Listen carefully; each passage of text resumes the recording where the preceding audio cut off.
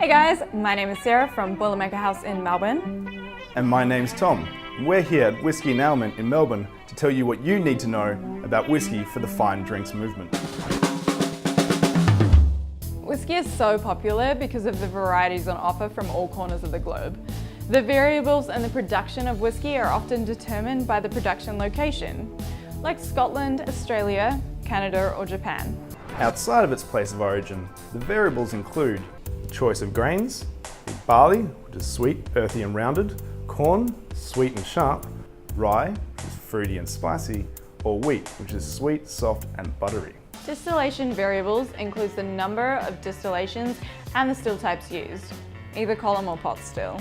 The maturation period differences are affected by the types of barrels used, the wood used, be it new, used, light or heavy charred, and the locations of the barrel room, be it cool, warm or an arid environment.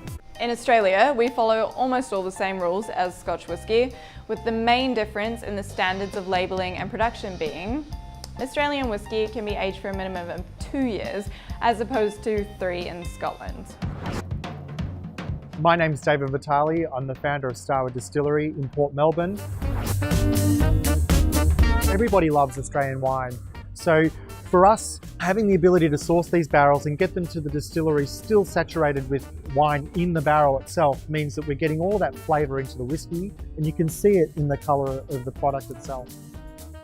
That's half of the story. The second half is obviously that once we get them here and fill them with that new make spirit, we've got Melbourne's 4 seasons in a day to be able to mature the whisky.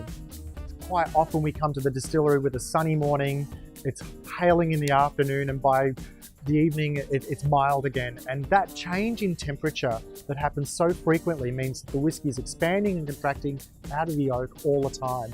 And so we're getting all of that complexity, colour and character out of the oak into the spirit far quicker than we would anywhere else in the world. First up, Scotch whisky must be produced in Scotland and is made from water and malted barley. And other styles of whisky, like blended Scotch, can only use whole grains and other cereals. That is true. Conversion to fermentable sugars must be by enzymes contained in the grain. Fermentation must be by the addition of yeast only. Scotch whisky must be distilled to a strength of not more than 94.8 ABV. It must undergo a maturation period of not less than 3 years in an excise warehouse in Scotland. And this aging is done all in oak casks of no more than 700 litres capacity. In 2009, the Scotch whisky regulations formally defined 5 categories of Scotch whisky. The relevant category description must appear clearly and prominently on every bottle of Scotch whisky sold. They are single malt Scotch, single grain Scotch, blended Scotch, blended malt Scotch, and blended grain Scotch. Scotch must retain the colour, aroma and taste from the raw materials. The strict process means no substances other than water and spirit or caramel have been added. Wow, we've gone through a lot already. Now that we have that out of the way, time for a wee dram.